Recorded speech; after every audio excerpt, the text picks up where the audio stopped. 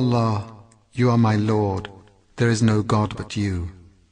You created me and I am your servant, and I will keep my covenant and promise to you as much as I can.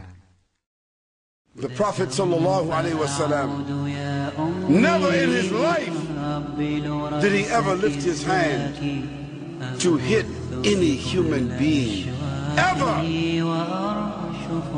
Not a servant, not a wife, not a child, not a friend, nor an enemy, except when that enemy was opposing Allah and opposing the message. Then the Prophet Sallallahu Alaihi Wasallam turned into a tiger, into a lion, and he executed the order of Allah subhanahu wa ta'ala in defending this faith. And he transformed from someone that the companions and the people said, Muhammed Sallallahu Alaihi Wasallam, he was as gentle, he was as shy as a virgin on her wedding night, hiding behind a curtain. He was that kind of man. He was that pious. He was that shy.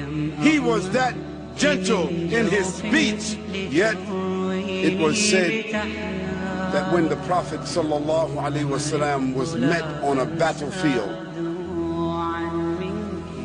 he was ferocious in defending Allah subhanahu wa ta'ala.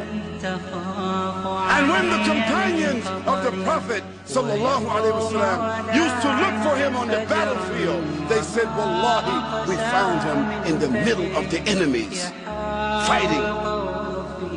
And they said, we used to seek the protection of his person. We used to hide behind the Prophet Sallallahu Alaihi Wasallam on the battlefield. He was such a warrior and statesman on the battlefield, commanding and fighting for the way of Allah subhanahu wa ta'ala.